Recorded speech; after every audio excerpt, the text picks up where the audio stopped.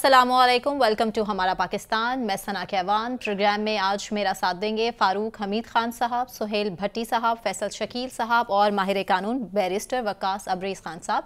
आप तमाम पैनलिस्ट का बहुत शुक्रिया। नाजरीन, पीपल्स पार्टी जहां लेवल प्लेइंग फील्ड का मुतालबा करने वाले ये सियासी जोड़ तोड़ के बाद अब इक़्तिदार की ख्वाहिश में झूम रहे हैं, आज बिलावल भुट्टो ज़रदारी ने कहा है कि किसी को भी दूसरी या चौथी बार वज़ीर आज़म बनाने से कहीं बेहतर है कि अवाम मुझे मौका दे, यानी कि बिलावल भुट्टो को मौका दे। और साथ ही साथ उन्होंने ये भी कहा कि मैं मायूस नहीं करूँगा अपनी परफॉर्मेंस से। पुरानी जमातें पुरानी सियासत में लगी रहती हैं, मगर अब एक नई सियासत और एक नई क़यादत की ज़रूरत है। अगर थोड़ी माजी को उठाकर देख लिया जाए तो पीटीआई चेयरमैन इमरान खान साहब भी कुछ इसी किस्म की बातें किया करते थे। अब बिलावल साहब ये बातें कर रहे हैं कि पुराने सियासतदान को घर बिठाना पड़ेगा और आज और कल के मसाइल का हल सिर्फ पीपल्स पार्टी के मंशूर में है। बिलावल साहब ने यह भी कहा है कि मैं अवाम से ये सवाल कर रहा हूँ कि हमें सोचना होगा, क्या 70 साला बाबों के हाथ में आप मुल्क की हुकूमत देंगे? तो जी, हमारा सवाल इससे जुड़ा ये है, जो कि सबसे पहले मैं फ़ारूक हमीद साहब आप ही के सामने रखती हूँ। बिलावल भुट्टो ज़रदारी पुराने सियासतदानों को घर बिठाने की बात कर रहे हैं, तो सबसे पहले तो उन्हें अपने घर से ये मामला शुरू नहीं करना चाहिए? ज़रदारी साहब की तरफ इशारा है मेरा। देखिए, बिलावल को एक एडवांटेज तो एज का है, इसमें तो कोई शक नहीं। विज़-अ-वी जितने बाकी लीडरशिप है मेन स्ट्रीम पार्टीज की, जो कि मेरे ख्याल 1985 से पाकिस्तान की सियासत में गवर्नमेंट में आते जाते हैं, तो बिल्कुल आपकी बात सही है कि बिलावल है उस लिहाज से ही has the right to say कि जी, क्योंकि मैं यंग हूँ, तो अगर मैं यंग पॉलिटिशियन हूँ तो फिर जारी बात है आई एम मोर एनर्जेटिक और मैं ज्यादा चैलेंजेस का मुकाबला कर सकता हूँ यंग एज का, और ये फायदा तो होता है। लेकिन आपकी बात भी सही है कि उनके जो वालिद साहब हैं जरदारी साहब, वो आप देखेंगे फिर इलेक्शन लड़ेंगे and he is also in this 70s, और वो फिर नेशनल असेंबली में आके बैठ जाएंगे। और पाकिस्तान में देखें, अभी रिसेंटली वो इलेक्टेड तो नहीं थे, लेकिन हमारे care taker chief minister KP के, he was 89 years of age और ही हैड हेल्थ इश्यूज। लेकिन चीफ मिनिस्टर फॉर प्रोविंस बड़ी जिम्मेदारी होती, चाहे आप केयर टेकर हो चाहे आप इलेक्टेड हो। लेकिन आप देखें he died during the tenure. तो कहने का मेरा मतलब यह है कि एज का अपना यंग एज का एडवांटेज होता है आपका वो, लेकिन बिलावल के केस में यंग एज है, लेकिन उनका वो तजुर्बा और वो एक्सपीरियंस नहीं है जो कि बाकी सीनियर पॉलिटिशियन का है। और ये भी उनकी बात में वजन है कि बार बार वही लोग 70s में वही आ रहे हैं। फारूक साहब, तजुर्बा तो इमरान खान के पास भी नहीं था, उन पर भी काफी तनकीद की जाती थी कि सियासत तो उन्हें भी नहीं आती करनी।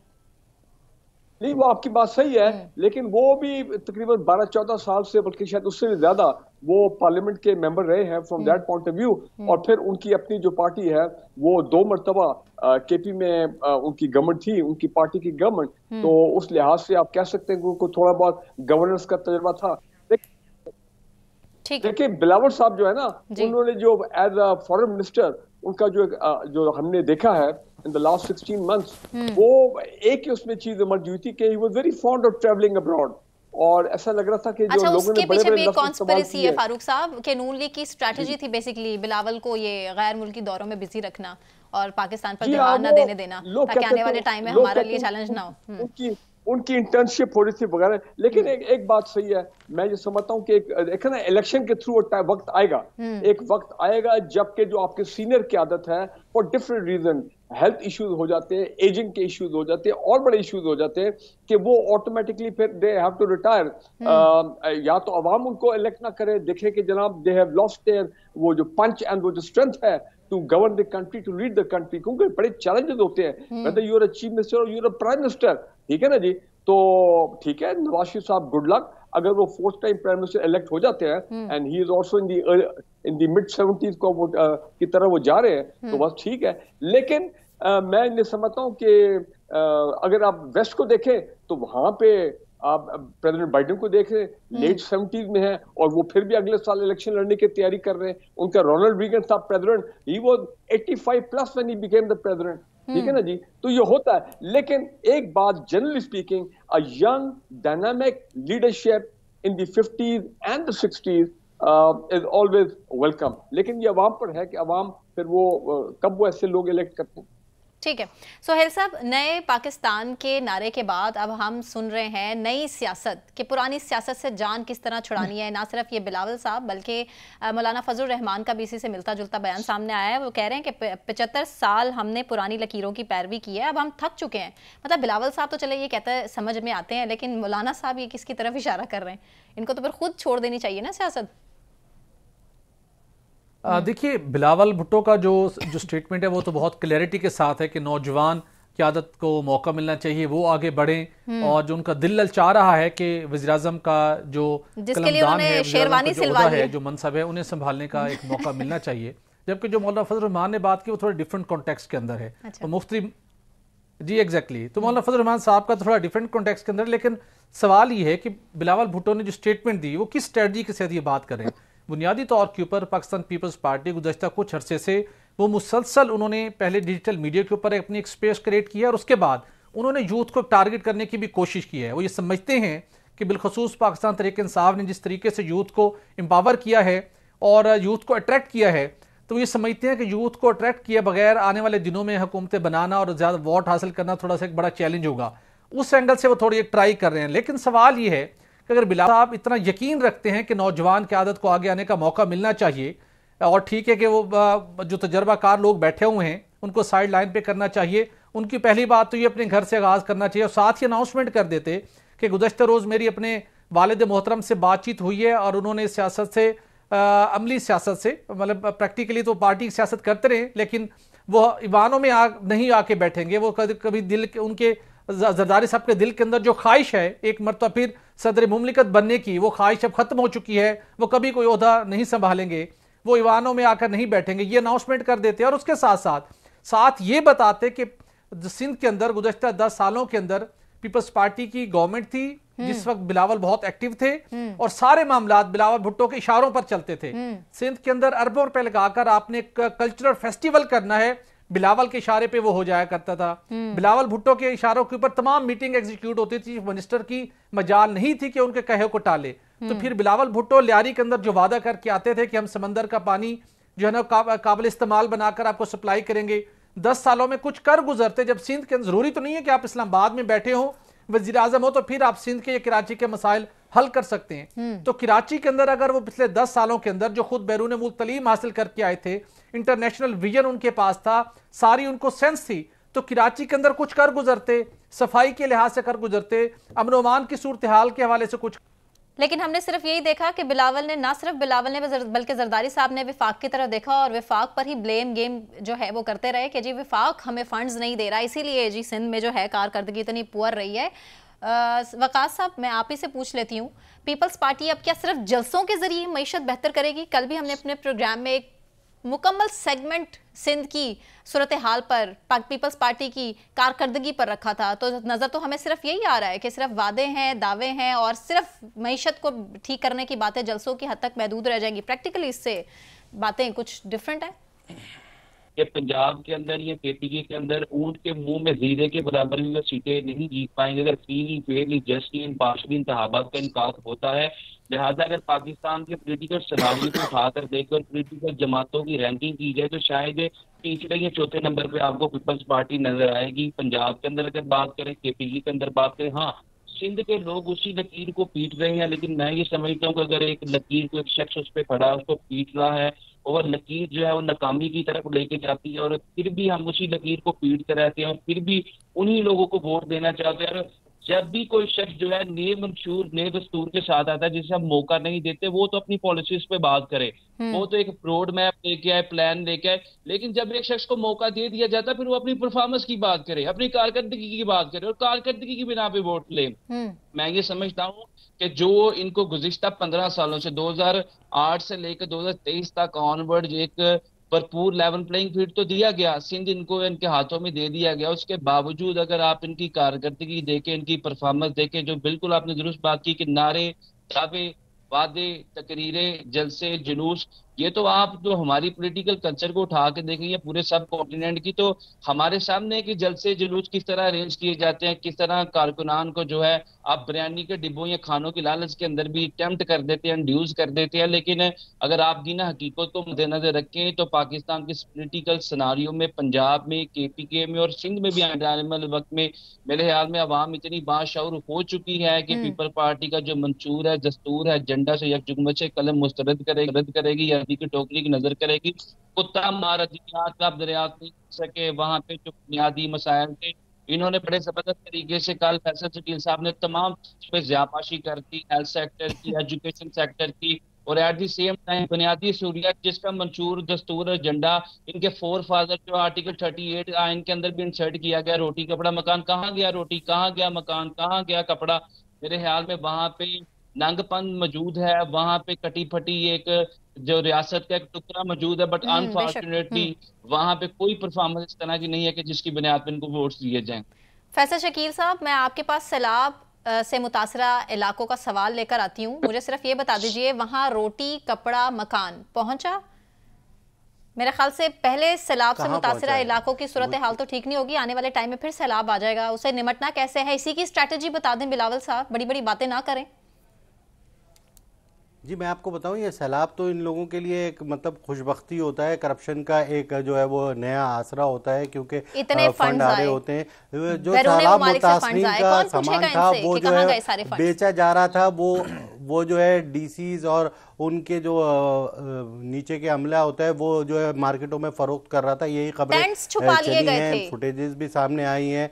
बिल्कुल फंड छुपा लिए गए थे। तो जो मुतासरीन थे वो तो अपने उसी हाल पे है। आज भी 2008 के सैलाब मुतासरीन और जो गुज़िश्ता सैलाब आया उसके मुतासरीन सुपर हाईवे सोहराबकोट पर बैठे हुए हैं और झोपड़ियाँ लगाकर, वो अभी तक वहाँ वापस नहीं गए। कहाँ हैं उनके घर? वो यहाँ पर कराची में बैठे हुए हैं। तो ये सिर्फ और सिर्फ बातें की जाती हैं, दावे किए जाते हैं और अपना मंजन मैं कहूँगा वो बेचा जाता है। इलेक्शन से पहले बताया जाता है कि हम गुर्बत का खात्मा कर देंगे। आज बिलावल भुट्टो साहब ने कहा हम तनख्वाहें दुगनी कर देंगे, हम बेरोजगारी ख़त्म कर देंगे, हम माशी इनकलाब ले आएंगे, इस्लाहात करेंगे, ये करेंगे। तो भाई 15 साल से सिंध की हुकूमत आपके पास थी, आपने क्या किया उसमें बता दें, आप जवाब दें कि यहाँ पर कौन सा ऐसा इनकलाब आ गया। पानी का मसला हल हो गया, बिजली का मसला हल हो गया, सड़कें बन गई, मतलब तालीमी इदारे बन गए, तभी सहूलियात हो गई।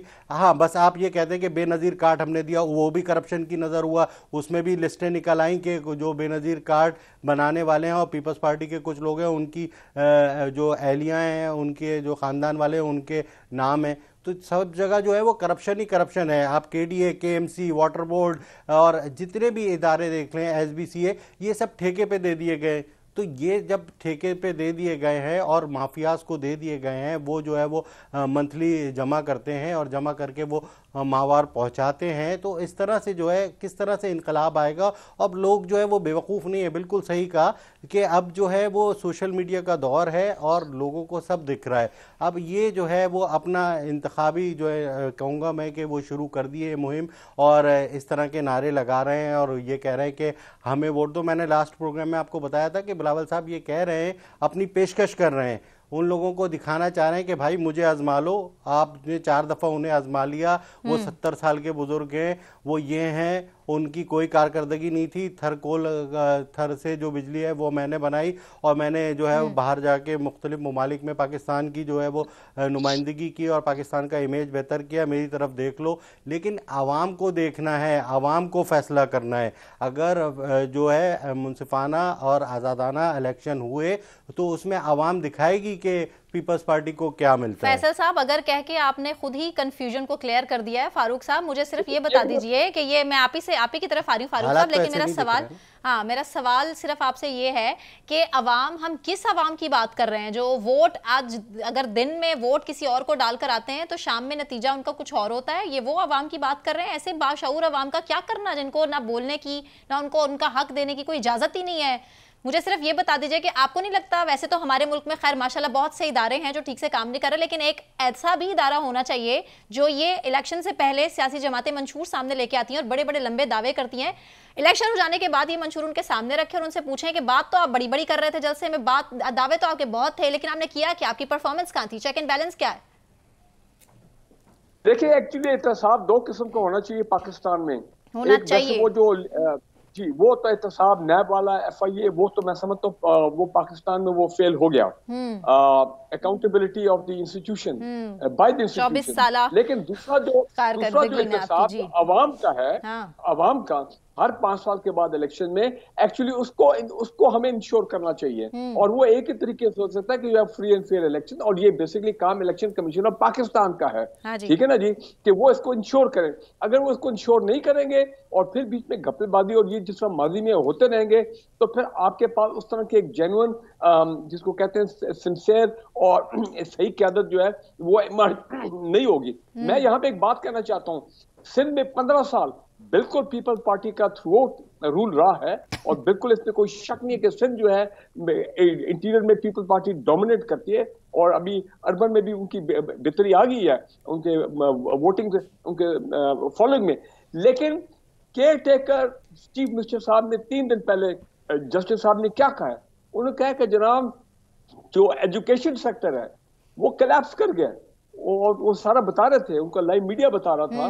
तो आप मुझे ये बताएं कि 15 साल अगर आपके पास इतनी थ्रू आउट रही है पावर एंड स्ट्रेंथ, तो इस पे तो एजुकेशन सेक्टर कल हमने तो प्रोग्राम में अवाम के सामने पूरे फैक्ट्स रखे थे, पूरी स्टैट्स रखी थी कि 500 स्कूल्स की 2008 में अपग्रेडेशन तक होनी थी, वो तक नहीं हो सकी। यहाँ तक कि कितने ऐसे जिले में वहां पे स्कूल ही नहीं है।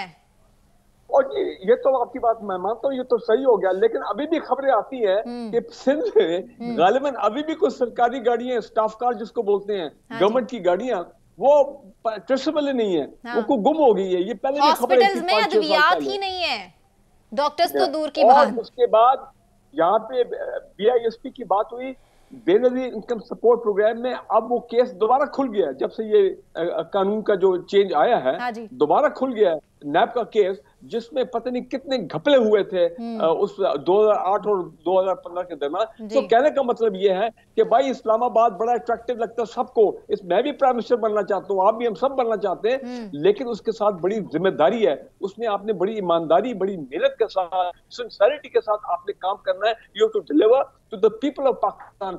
लोगों के हालात आपने बेहतर करने, ये नहीं कि मैं अपने हालात को बेहतर कर लूं, लोगों का तो ये इतना आसान नहीं है। ठीक है सुहेल साहब, हमने तो इलेक्शन जब हो जाते हैं इक़्तिदार में आने के बाद, सियासी जमातों के जितने भी लीडर्स हैं, जितने रहनुमा हैं, उनके तो असासों में हमने देखा है कि इजाफे ही हुए हैं। अवाम का भला तो कहीं से नहीं देखा, लेकिन इस पर कोई पूछने वाला भी नहीं है। नैब की कारकर्दगी पर हम इससे पहले 12 सवाल उठा चुके हैं। तो आपको नहीं लगता कि अब थक जाना चाहिए, कुछ एक रियलिटी चेक मिल जाना चाहिए हमारे इदारों को?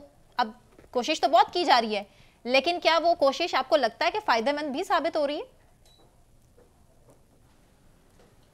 देखिए डेफिनेटली इस बात का इदराक होना चाहिए, और अब मेरे ख्याल में यकीनी तौर पर हुआ होगा। देखिए ये एक मुसलसल एक ऐसी भेड़ चाल स्टार्ट हुई कि जिसकी नज़र में जो बंदा किसने आमदन से ज़्यादा सासे बनाए हैं, इसने करप्शन के इल्ज़ामात हैं, इसके खिलाफ FIA कार्रवाई करेगी, इसके खिलाफ नैब कार्रवाई करेगी। तो जितनी मरतबा ऐसी शख्सियात के खिलाफ नैब FIA को एंटी करप्शन जो मुख्तलिफ प्रोविंशियल लेवल पर हैं उनको कार्रवाइयों को मौका मिला, और जितने एविडेंस मिले तो चीज़ें लॉजिकल एंड तक पहुंचनी चाहिए थी। अगर नहीं पहुंच पाई तो फिर एक हमें बहुत बड़ा एक सवालिया निशान है कि क्या वजूहात थी, किन वजूहात की वजह से ऐसे केसेस बनाए गए, और दीगर मकासद तो हासिल कर लिए गए, लेकिन जो इन इदारों को क्या उनका मकसद था और जो मुआशरे के अंदर करप्शन के खिलाफ डेटर्स क्रिएट करना था वो क्रिएट नहीं हुआ, तो उसकी कहीं ना कहीं तो कोई फेलियर था। अब अगर हमने उस फेलियर को एक्सेप्ट कर लिया है तो मेरे ख्याल में अगर आपने आगे बढ़ना है तो स्ट्रेटजी को रिविजिट करना होगा। अल्टीमेटली जब आप ऐसे एक्शंस करते हैं, लेकिन सुहेल साहब जिम्मेदार है कौन? हम सियासतदानों को देखते हैं, एस्टैब्लिशमेंट को ब्लेम करते हैं, एस्टैब्लिशमेंट कहती है कि सियासतदान इसके जिम्मेदार हैं। वकास से मुझे सवाल पूछने दीजिए। मौलाना साहब की बड़ी इंटरेस्टिंग स्टेटमेंट सामने आई है। उन्होंने ये भी कहा है कि इंसान की जान, माल, इज्जत, आबरू हमारे मुल्क में महफूज नहीं है। मुल्क में मुआशी बदहाली आ चुकी है।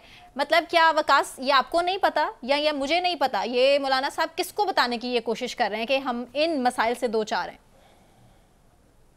देखिए जी, हर दफ़ा जिस भी हुकूमत के दौर के अंदर ये मसाइल जो थे वो परवान चढ़े, और उसी हुकूमत के अंदर आप देखिए किसी न किसी कोने में, किसी नुक्कड़ में जो है वो मौलाना साहब की वो कोई बैसाखी, कोई लाठी मौजूद थी जिसके ऊपर खड़ी होकर वो हुकूमत कायम की गई।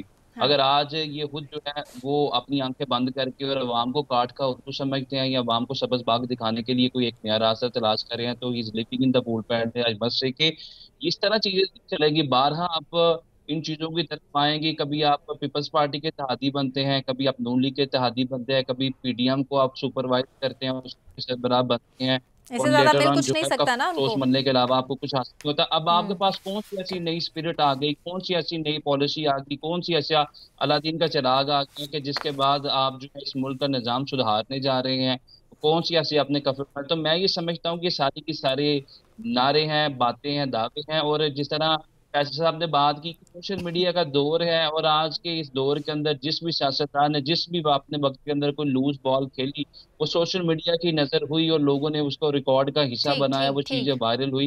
अब लोगों को काट का बनाना, this is a very hard nut to crack on the part of the politician the country. लेकिन उसके बावजूद भी जहाँ पे सियासी फहम कम है, सियासी बलूगत कम है, वहां पे लोग जो है वो इन्हीं नजरियात का शिकार होते हैं। दूसरी बात मैं जरूर करूंगा कि यहाँ पे सुहेल साहब ने भी ये बात की और फारूक हमीद साहब ने भी बात की कि अनफॉर्चुनेटली हमारे मुल्क का निज़ाम या सियासी कल्चर तब तक बेहतर नहीं हो सकता और अवाम को तब तक बेनिफिट नहीं होगा, शराफिया के पैसे शराफिया के खून बढ़े जाएंगे जब तक एहतसाब प्रॉपर सिस्टम नहीं होगा। हमारा मुल्क वो दुनिया के उन ममालिक में से और उसी सिस्टम में इतने लूपहोल्स हैं कि उस सिस्टम को ठीक करने के लिए पता नहीं अब मजीद और 75 साल लगेंगे या क्या सूरत हाल होगी। ठीक है वकास, मुझे ब्रेक की तरफ जाना है। ब्रेक से वापस के बाद हम ये डिस्कस करेंगे क्या इमरान खान के तमाम मसाइल की वजह के पीछे बुशरा बीबी हैं, बुशरा बीबी की वजह से ही आज इमरान खान जेल की सलाखों के पीछे हैं। हमारे साथ रहिए।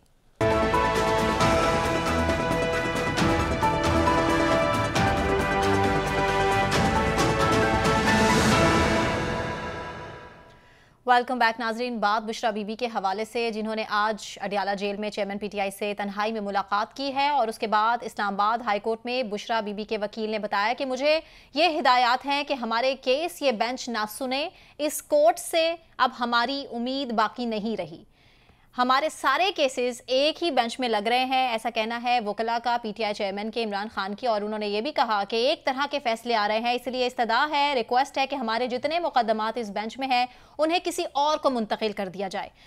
चीफ जस्टिस आमिर फारूक ने इस पर यह कहा कि यह गलत बात कर रहे हैं आप, ऐसा ना करें। मगर दिलचस्प बात इससे जुड़ी ये है कि इससे पहले भी जो बुशरा बीबी हैं और तहरीक इंसाफ है उनको सबसे ज़्यादा यकीन इसी चीफ जस्टिस पे था, जस्टिस साहब पे था सॉरी। और अब सवालात उठ रहे हैं कि बुशरा बीबी ने पहले खान से सब कुछ करवाया, फिर 9 मई तक पहुंचाया और अपने ही लोगों को पार्टी से जुदा भी करवाया और तो और केसेस और करप्शन कहानियों का एक लंबा सिलसिला भी उन्हीं से जाकर मिलता है। मगर अब जुडिशरी को तनकीद की जद में लाया जाएगा। इससे जुड़ा हमारा सवाल जो ये है कि बुशरा बीबी चेयरमैन पीटीआई और तहरीक इंसाफ को इस नहज तक लाने की जिम्मेदार हैं या नहीं। सबसे पहले सोहेल साहब आप ही से पूछ लेती हूँ। जी सना, उन हकाइक को अगर मद्देनज़र रखें और तमाम उस सीक्वेंस को मद्देनज़र रखें जो अब तक सामने आ चुके हैं और उन लोगों की ज़बानी सामने आए जो कि चेयरमैन पीटीआई की कोर टीम का हिस्सा थे, सुबह दोपहर शाम बशाना होते थे, तो सारे वाक़यात को जहांगीर तरीन, अलीम खान, ओन चौधरी, बाकी सब लोगों की चीज़ें और उसके बाद जो प्रैक्टिकली उसके रिजल्ट सामने आए हैं, तो अगर इन सारी चीज़ों को समराइज़ करेंगे तो आपके सवाल का जवाब मिल जाएगा कि बिल्कुल जो सारा मामला था जहां से आगाज हुआ खराबी का और वो खराबी इस नहज तक पहुंची कि जिसका आज कोई पुरसाने हाल नहीं है, उसकी एक बड़ी जिम्मेदारी बिल्कुल बुशरा बीबी पर आयद होती है। और ये हम सब के लिए एक बड़ा हैरान कुन मामला था कि जब इतने बड़े बड़े हकाइक सामने आ रहे थे, मल्टीपल रिपोर्ट सामने आ रही थी, उस वक्त चेयरमैन पीटीआई साबिक वज़ीर-ए-आज़म इमरान खान साहब ने उनकी आंखों पर जो पर्दा पड़ा हुआ था वो काश उस वक्त उठ जाता तो शायद सिचुएशन ये ना होती।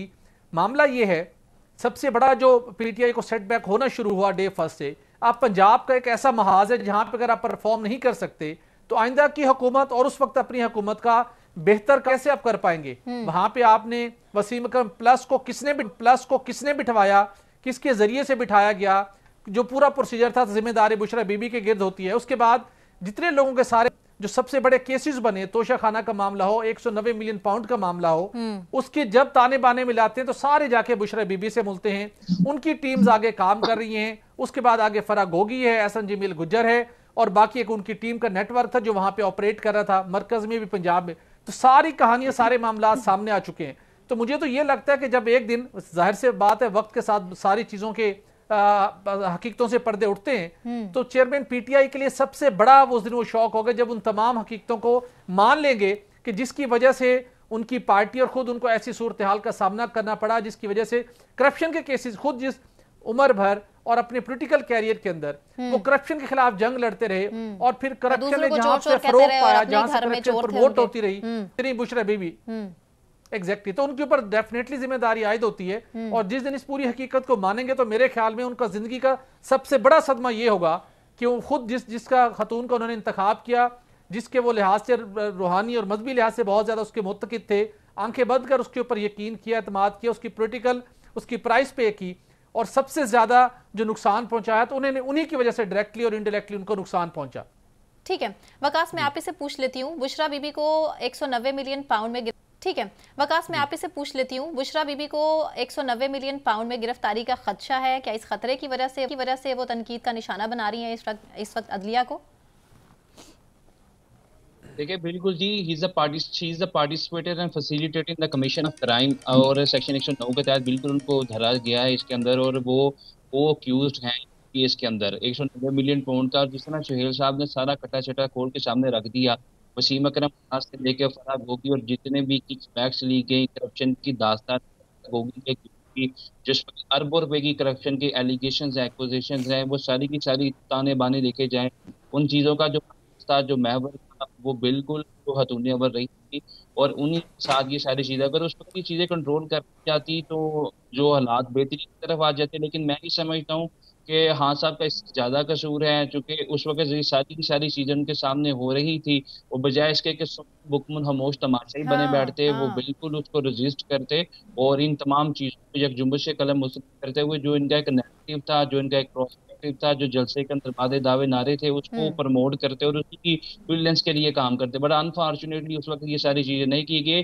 और हमारे सियासी कल्चर का ये बदतरीन हिस्सा रहा है। आपके सामने वो चौधरी निसार की भी वो स्टेटमेंट होगी कि कहा गया कि मैं नवाज शरीफ के अंदर तो सियासत कर सकता हूँ, शहबाज शरीफ के, लेकिन मरियम बीबी चूंकि बच्ची हैं, मैं इनके अंदर नहीं कर सकता, तो अल्टीमेटली उनको पार्टी से उनकी राहें जुदा करनी पड़ी। इसी तरह उस वक्त अगर जो भी शख्स जो हतूने के अगेंस्ट खड़ा होता, और वो मेरे ख्याल में वो उस वक्त गंगा के खिलाफ खड़े होने के मुतरादी, तब कभी भी अपना वजूद बरकरार है। और हमने बहुत से लोगों का शराजा इस तरह बिखरते हुए भी देखा है, लेकिन हाँ साहब को इन चीज़ों का इदराक होगा, फहम होगा, शनासाई होगी कि इन चीज़ों की वजह से जो कनेक्टली डायरेक्टली लिंक्ड करती हैं इनकी हतून अमल के साथ, उसी वजह से जो है ही इज बिहाइंड दी बार।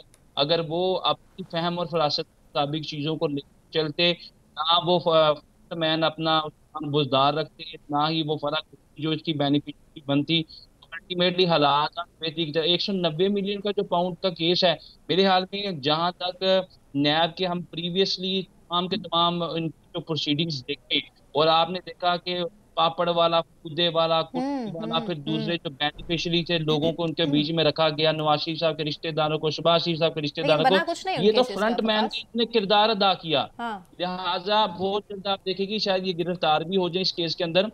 और इसके अलावा बहुत सारे दीगर केसेस हैं जिनकी बेनिफिशियरी जो है डायरेक्टली जो है वो अगर तमाम सबूतों को यहाँ गायब सामने रखा जाए तो इनके ऊपर ये चीजें एस्टेब्लिश की जाएंगी कि चीज directly all the kind of the transaction जो कि खुफिया ट्रांजैक्शन थी, जिस तरह नवाज शरीफ साहब के दौर के अंदर हमने देखा कि मनी लॉन्ड्रिंग के केसेस थे, वाइट कॉलर क्राइम किया गया, दूसरों के अकाउंट्स के अंदर पैसे ट्रांसफर किए गए। तो ये 3 4 5 लोग फ्रंट मैन थे, जिनमें से 2-3 भी मुबैना तौर पर यहाँ हो चुके हैं। इसके बाद भी बहुत से लोग होंगे जिन्होंने इस करप्शन की बहती गंगा में अपने हाथ धोए, और हाँ साहब यही समझते रहे कि ये सारी की सारी चीजें जो है वो मजहबी तौर पर, रूहानी तौर पर अच्छे तरीके से की जा रही हैं, बट अनफॉर्चुनेटली हकायक जो है बिल्कुल बरक्स हैं।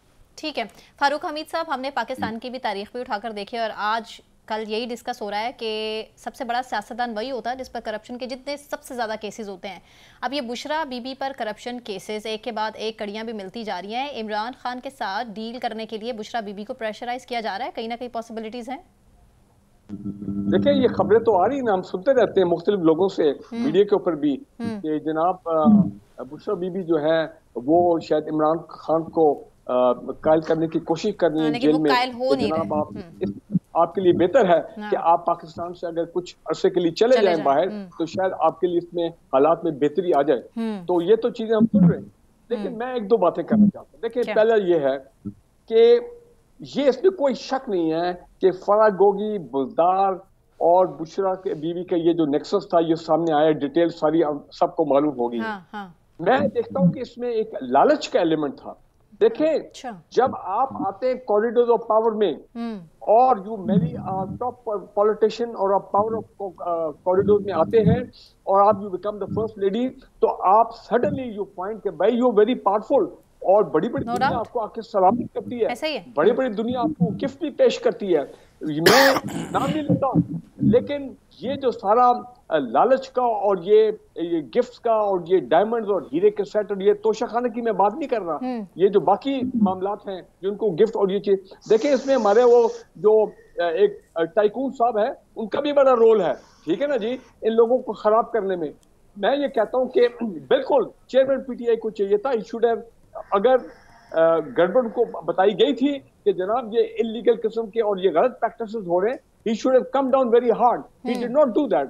तो ये तो बिल्कुल, हालांकि अगर आपको याद है इनकी ये प्राइवेट मामला, मैं उससे बात नहीं करना चाहता, लेकिन फिर भी क्योंकि ये खबरें आ गई थी, तो उनकी जो इससे पहले जो अर्लियर वाइफ थी वो मीडिया की एंकर थी, तो आपको पता है कि उनको जब उन्होंने कुछ करप्ट प्रैक्टिसेस में काम शुरू किया और उन तक पार्टी लीडर ने बताया कि जनाब ये क्या हो रहा है, तो वो मामला उनका मैरिज जो है वो डिसॉल्व होगी। कहने का मेरा मतलब है यहाँ पे जो स्पिरिचुअल एलिमेंट है इसको आप ना भूलें। मेरा ख्याल है चेयरमैन पीटीआई वो sold out to the spiritual मामला सो मच कि उनमें हिम्मत नहीं थी कि वो इन ये जो इलीगल या ये रॉन्ग प्रैक्टिसेस जो बनीगाले में चल रही थी, जो इस किस्म के मामला हो रहे थे कि वो बुशरा बीबी के कहने पे ही दरबार जाया जा रहा था, वहां दरबारों में हाजिरियां दी जा रही थी, बुशरा बीबी जैसे जैसे चला रही थी इमरान खान वैसे वैसे चल रहे थे। और यही वजह है कि जब आप अपनी आंखें बंद करेंगे इस किस्म की चीजों में, फिर वो पॉलिटिक्स भी आपके खराब हो जाती है, आपके पार्टी लीडर जो है वो बाकी वो आपसे नाराज हो जाते हैं कि जनाब हम तो बताते हैं लेकिन ये एक्शन नहीं कर रहे। इदारे बताते थे कि जनाब ये करप्ट प्रैक्टिस में ये लोग इन्वॉल्व हैं, आपके फैमिली मेंबर्स, तो अगर आप उस पर आंखें बंद कर लें तो फिर नहीं होगी। ठीक है फैसल शकील साहब, मैं आपसे ये पूछ लेती हूँ, अलीमा खान का तो बयान हमने देखा था, सामने आया था कि इमरान खान अगर जेल में रहते हैं तो हम इलेक्शन में हिस्सा नहीं लेंगे, तो क्या बुशरा बीबी अब इलेक्शन लड़ेंगी इमरान खान के बिहाफ पे, वो चलाएंगी पीटीआई को?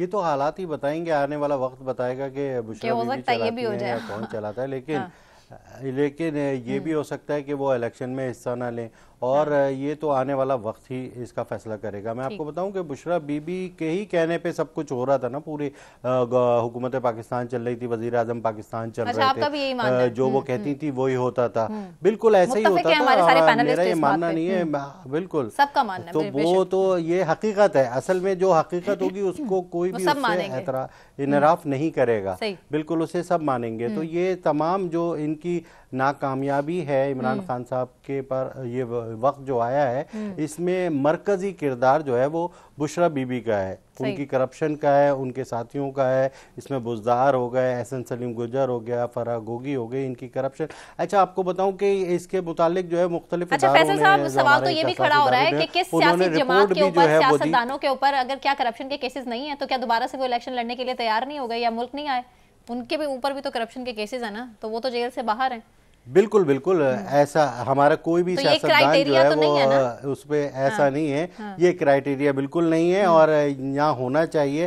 अभी तक इल्ज़ामात हैं, साबित होने चाहिए, और हमारे यहाँ वैसे किसको जो है वो माजी में सज़ा हुई है, माजी में भी मैंने आपको ये कहा था कोई एक केस बता दें जिसमें सज़ा हुई हो, जरदारी साहब, नवाज शरीफ साहब और उनके जितने भी हैं करप्शन केसेस, तो सियासतदानों की अरबों रुपए की करप्शन थी जी, फैसल साहब ऐसा ही है। वो बिल्कुल हाँ खूबसूरती, और जितना बड़ा करप्ट होता है उतना बड़ा सियासतदान होता है, और जितने ज्यादा जेल में गुजारता है वो उतना बड़ा सियासतदान बन के प्लीज हमारा प्रोग्राम मत देखें, बच्चे दूर रहे इन अल्फाज से। तो ये है सूरत हाल हमारे मुल्क की, क्योंकि हम कुछ भी कर सकते हैं भाई, हमारी नौजवान है बस यहाँ पर कुछ भी हो सकता है, कुछ नहीं कह सकते, मतलब किसी किस्म का कोई वो है ही नहीं, पैमाना ही नहीं है। असल मसला ये है तो सर पकड़ के बैठ गई फैसल साहब, मुझे तो यकीन करें इतने सारे प्रोग्राम्स में जितनी मायूसी से हमारे एनालिस्ट इख्तिदार चाहिए, बात करते हैं, हमारे पैसा चाहिए, इन्हें सियासतदानों की करप्शन की, मैं तो सर पकड़ के बैठ गई, मुझे तो यकीन नहीं आ रहा कि किसी के पास भी सोल्यूशन नहीं है। पता नहीं, कुछ तो सोच लेना चाहिए अब हमारे इदारों को, हमारे बड़ों को। बिल्कुल बिल्कुल, इदारों को सोचना भी चाहिए और इसका एक वाहिद हल यही दिखता है कि मुनसिफाना इलेक्शन अगर आप वो तो नहीं लग रहा छोड़ दें और आवाम जो है उसका फैसला करें, आप सबको मैदान में छोड़ देना, आप सबको आज़ादी दे दें और सब जो है वो अपने मंशूर को लेके जाएं और वो आवाम से करें और जो वोट डलें उस पर आप फैसला करें। इस तरह का अगर हो जाए तो फिर शायद कुछ हो सके, इस मुल्क का भला हो सके, मैं ये समझता हूँ। लेकिन आगे ये दिख नहीं रहा। एक तरफ जो है वो इल्जामात लग रहे हैं कि फारूक साहब कुछ ऐड करना चाह रहे हैं, मैं फारूक साहब से का पॉइंट ले लूं। बिल्कुल जी बिल्कुल। इलेक्शन तो ठीक है, हर 5 बार आते हैं, उसमें भी इलेक्शन होती है, क्या होता है वो अलग बात है। लेकिन जब तक आपके एहतसाब का अमल मजबूत नहीं होगा, एहतसाब के दायरे क्रेडिबल नहीं होंगे, जब तक पाकिस्तान में NRO, एमनेस्टी, ये तमाम चीज होते रहेंगी, जब केसेस मंतकी इंजाम तक नहीं पहुंचेंगे, जब प्रोसिक्यूशन लॉयर, डिफेंस लॉयर बन जाएंगे, तो यही होगा जो आज पाकिस्तान के साथ हो रहा है। और जब ये लोग, इनकी तमाम चीजें, करप्शन खत्म हो जाती हैं और ये जाएंगे दोबारा इलेक्शन में, तो election commission of Pakistan clean chit देगा। जब नॉमिनेशन पेपर फाइल होंगे, कोई स्क्रूटनी नहीं होने लगी, कोई कुछ नहीं होगा। तो ये है अलमिया पाकिस्तान की, ये जो पॉलिटिक्स और ये जिस हालात में हम पहुंचे हैं। तो ये एहतसाब नहीं करेंगे तो याद रखें, ये कभी क्लियर पाकिस्तान में हो ही नहीं सकता। और आपकी एक नेचुरल, एक नई यंग लीडरशिप जिसको उस लिहाज से आना चाहिए, वो फिर नहीं आएगी। तो फिर ये हम भुगतते रहेंगे जो हमारे साथ हो रहा है। बिल्कुल ठीक, बिल्कुल ठीक। पॉइंट आपका भी क्लियर है फारूक साहब। मुझे अब ब्रेक की तरफ जाना है। ब्रेक से वापस आने के बाद हम अगला सवाल जानिब रखेंगे। हमारे साथ रहिए।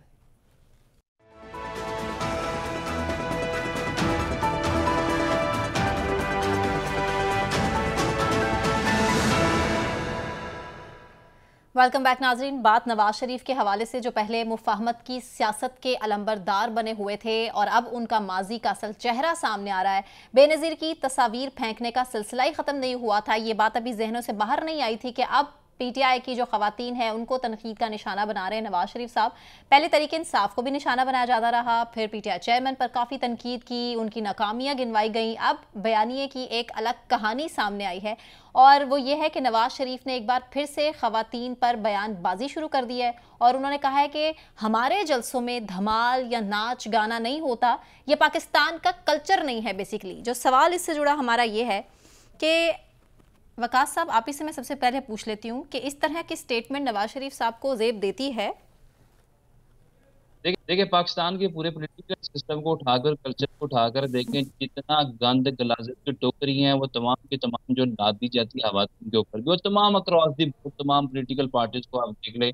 PTI का भी यही तीरा रहा है। अगर आप नून लीग की बात करें, इनका भी यही तुरा इम्तियाज रहा है बेनज़ीर भुट्टो से लेके आज तक। और फिर एट दी सेम टाइम जब खान साहब के दौर के अंदर जलसे जुलूस किए जाते थे, धरने किए जाते, जब वो इक़्तिदार के अंदर आई, जिस तरीके से वो मरियम साहबा पे जुमले करते थे या बातें करते थे, तंजो मजाक करते जलसे जुलूस के अंदर, वो भी किसी तरीके से हम अप्रिशिएट नहीं कर सकते, बल्कि उसको भी हम तनकीद के ज़िम्मन में देखें कि हमें पाकिस्तान के इस पोलिटिकल कल्चर को, खवातीन के एटलीस्ट जो है, अगर कोई ट्रेडिशन यहाँ पे पाई जाती है पूरी दुनिया के अंदर, इस्लामी जमहूरिया पाकिस्तान के अंदर पूरी दुनिया में पाकिस्तान इस्लाम का तस्वुर किया जाता है, ये जो ट्रेडिशन है, खानदानी कल्चर है, सिलसिला है, तो पाकिस्तान के अंदर कहीं ना कहीं हमें पटा कटा मिलता है। लेकिन अनफॉर्चुनेटली खवातीन के साथ जो सियासत के अंदर जो इस तरह की जुमलेबाजी या बयानबाजी की जाती है, मेरे ख्याल में बहुत सारे जो खवातीन प्रोग्राम्स भी देखती हैं, फिर जलसे जुलूस भी देखती हैं, जलसे जुलूसों में भी जाती है। एक तरफ आप ये कहते हैं कि आर्टिकल 31, 30 और हमारा आइन जो है गवर्नमेंट की बात करता है, वो घरों से निकले, वो जॉब करें, वो सियासत करें, मर्दों के निशाना चले। कायद का भी ये फरमानदा दूसरी तरफ आप उनकी टांगे खींचते हैं, उनके रास्ते में रोड़े अटकाते हैं, आप उनके अलावा जुमले करते हैं। तो इस सूरत भी हमारे लीडर्स को, पोलिटिकल लीड को ये बातें, ये जुमले, इस तरह की स्टेटमेंट्स देती क्रॉस दी बोर्ड, तो मैं जो जरूर कंडेम करूंगा। आईनी तौर पे, कानूनी तौर पे इसको कंडेम भी करना चाहिए और पॉलिटिकली, मॉरली, एथिकली इस चीज की जितनी जल्दी हम वीकनिंग कर सके उतनी जल्दी हमारा सिस्टम जो है वो स्टेबिलिटी की तरफ जा सकता है। ठीक है फारूक साहब, मुझे सिर्फ ये बता दीजिए, आपको वो वक्त याद होगा जबकि इमरान खान ने जलसे में खड़े होकर मरियम नवाज को तनकीद का निशाना बनाया था और कहा था कि इतना मेरा नाम ना लिया करो कि सफदर बुरा मान जाएगा। इस पर भी हमने देखा कि नून लीग की जानिब से बड़ा सख्त मौक़िफ़ सामने आया था और कहा था कि माँ बेटियां सबकी सांझी होती हैं, इस तरह की घटिया बात नहीं करनी चाहिए थी इमरान खान को। तो ये अब नवाज शरीफ साहब क्या कर रहे हैं? जो हार्ड टॉक है, एग्रेसिव टॉक, खासकर खवातीन के हवाले से ये सियासतदान करते हैं। ये पहले भी होता रहा है, कोई ऐसी नई बात नहीं। जिस तरह अभी आपने चेयरमैन पीटीआई की बात की, ये होता रहता है। लेकिन जो जिस तनाज़ुर में इन्होंने बात की है, मैं वो बात कर उसके बारे में बात करना चाहता हूँ कि देखें, पीटीआई पहली पाकिस्तान की पार्टी थी जिसने अपने जलसों में एक लिबरल कल्चर जो है, ये म्यूजिक, गाने, इवन फॉर दैट मैटर ये झूमना झामना, खवातीन पॉइंट ऑफ व्यू, ये इन्होंने इंट्रोड्यूस किया। अब देखें कि वो इनको देखते देखते बाकी, मैं देख रहा हूँ बाकी पॉलिटिकल पार्टी ने भी वही कल्चर अडॉप्ट कर लिया। शर्मिला फारूकी किस तरह से, हाँ, आप उनके जलसे देखें, जलसे में कर रही थी नवाज, बेशक पीएमएलएन के जलसे में भी खवातीन जो है वो झूम रही है, ऊपर नवाज शरीफ साहब तकरीर कर रहे हैं और पीटीआई पार्टी के जलसों में भी ऐसा हुआ। तो ये अब हमें एक्सेप्ट करना। ठीक है फारूक साहब, पॉइंट आपका क्लियर है। सोहेल साहब, मुझे बता दीजिए कि आइंदा इलेक्शन में जीत सिर्फ नून लीग की है, ये तो तय है, सब मानते हैं इसको। नवाज शरीफ लाडला होने का तासुर कैसे कम करेंगे? ये उनके लिए सबसे बड़ा चैलेंज नहीं है, आपको लगता है, या फिक्र ही नहीं है इस टाइम नवाज शरीफ को? देखिए, उन्हें इस बात की क्यों फिक्र होगी। मैं थोड़ा सा पीछे जाना चाहूँगा। अगरचे कि अब हालात जो बने हुए हैं इसके अंदर इस वक्त यही एक इम्प्रेशन और एक इम्पैक्ट आ रहा है कि वो इस वक्त वो लाडला बने हुए हैं। लेकिन थोड़ा हम पीछे जाएं, जिस वक्त पाकिस्तान तहरीक इंसाफ की हुकूमत बनी, तो मेरा आपसे सवाल है कि क्या इमरान खान साहब लाडला थे? कहा यही जाता है, लेकिन मेरे ख्याल है वो लाडला नहीं थे। उस वक्त भी जो लाडला, ये जो पहली प्रायोरिटी थी, जो फर्स्ट वेटेज दी गई थी, वो पीएमएलएन और नवाज शरीफ साहब को दी गई थी। अगर आपको याद हो, उन नवाज शरीफ तक पैगाम पहुंचाया गया और नून लीग को ऑफर की गई कि वो हुकूमत बना लें। मकसद क्या था कि उस वक्त शहबाज शरीफ साहब एक एलिजिबल कैंडिडेट थे और नून लीग को बाज़ाब्ता ये ऑप्शन मिली और ये बात अब पब्लिकली सामने आ चुकी है। तो नून लीग या चूंकि नवाज शरीफ उस वक्त जिन केसेस का सामना थे, कन्विक्शन हो चुकी थी उनकी, लेकिन दोबारा ये एक दावत तो दी गई कि आइए कि आप हुकूमत बनाइए। तो मतलब नून लीग उस वक्त भी, जिस वक्त लाडले को लाया गया सिस्टम के अंदर, जो कहा जाता रहा वो प्राइम मिनिस्टर बने, लेकिन पहली पेशकश तो नून लीग को ही हो। उसके बाद अब जो हालात हैं, जो सिनेरियो बना हुआ है, तो लेकिन मेरा नहीं ख्याल कि वो इस चीज को जी पहली यकीनी तौर के ऊपर इसी वजह से आपको पहले ऑप्शन के तौर के ऊपर आपको इनसे राब्ता किया गया। और उसके बाद अब जब जो इस वक्त हालात बने हुए हैं और जो कुछ पीएमएलएन और नवाज शरीफ साहब अचीव कर चुके हैं, मेरा नहीं ख्याल उन्हें कोई कंसर्न नहीं, वो चाहेंगे कि मेरे ऊपर लाडला होने का इंप्रेशन नहीं मिलना चाहिए, चूंकि अब वो जो मज़ाहमत की सियासत थी वो तर्क कर चुके हैं। उन्होंने मफाहमत का नारा लगा दिया है और मफाहमत की जब इंटरप्रिटेशन पे जाएं या उसकी प्रैक्टिकलिटी पर जाएं, तो उसके बहुत ज़्यादा उसकी एक्सपेंशन है हर तमाम इदारों के साथ। वो मफाहमत सिर्फ सियासी जमातों से नहीं होगी, वो हर उस जगह की होगी जहाँ माजी के अंदर आपकी लड़ाई हो जाया करती थी, जहाँ पे आप इख्तियारात की तकसीम के ऊपर बात करते थे। तो आप उनके साथ मजीद हर जगह पे मफाहमत का तासुर दे रहे हैं। तो उस तासुर के बाद अगर कोई आप कहे कि आप लाडले हैं, तो उन्हें कोई परवाह नहीं होगी। उन्हें अगर परवाह है तो उन्होंने गवर्नमेंट बनानी है, मरकज के अंदर चौथी मरतबा वज़ीर आज़म बनना है और पंजाब के अंदर भी नून लीग की गवर्नमेंट बनानी है। तो उसके लिए एक माहौल साजगार हो चुका है और वो हर गुजरते दिन के साथ अपनी चीजों को फर्दर स्ट्रीमलाइन कर रहे हैं, इसी पॉलिसी, इसी फार्मूले पर अमल दरामद करते हुए। लेकिन चैलेंज जो उनके लिए है, जो सबसे बड़ा चैलेंज है, जो बहुत से लोग एक्सपेक्ट भी कर रहे हैं कि जिस तरीके से एक सियासी जमात के खिलाफ कार्रवाइयों का सिलसिला जारी है, इलेक्शन होने जी। ठीक है फैसल साहब, मैं आप ही से सवाल कर लेती हूँ। मुस्लिम लीग नून की सियासी ट्रेन कामयाबी या नाकामी, क्या एक्सपीरियंस करेंगे हम इलेक्शन के बाद?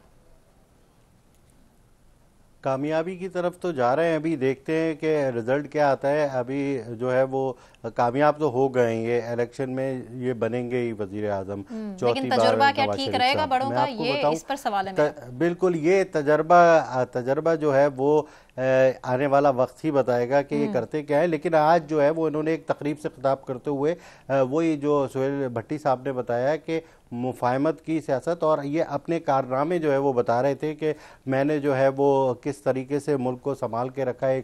4 पर जो है वो 2013 से डॉलर रोक के रखा था, या 2017 तक वो उसको आगे नहीं बढ़ने दिया था। शरह सूद जो है वो 6.5% से आगे जाने नहीं दी थी, और 22% तक कैसे जो है वो कारोबार कर सकते हैं बिजनेसमैन वगैरह। और इनका ये कहना था जो मेरे दौर में 1000 बिल जो आता था वो अब 15,000 बिल आ रहा है, तो गुर्बत का खात्मा। वो अपना जो है इंतखाबी मंशूर वो आगे बढ़ा रहे हैं, अपनी चीज़ों को वो कर रहे हैं। और उन्होंने अभी जो बिजनेसमैन से मुलाकात की उसमें यही बताया कि वो माशरी इस्लाहात लाएंगे और मुल्क को पटरी पर लाएंगे, लेकिन ये तो आने वाला वक्त बताएगा कि वो ला सकते हैं या नहीं। ठीक, बहुत शुक्रिया फैसल शकील साहब, फारूक हमीद खान साहब, सुहेल भट्टा, वकास अब्रेज खान साहब, आप तमाम पैनलिस्ट का बहुत शुक्रिया। मुझे सना कहवान को इजाज़त दीजिए, अपना बहुत ख्याल रखिए, अल्लाह हाफ़िज़।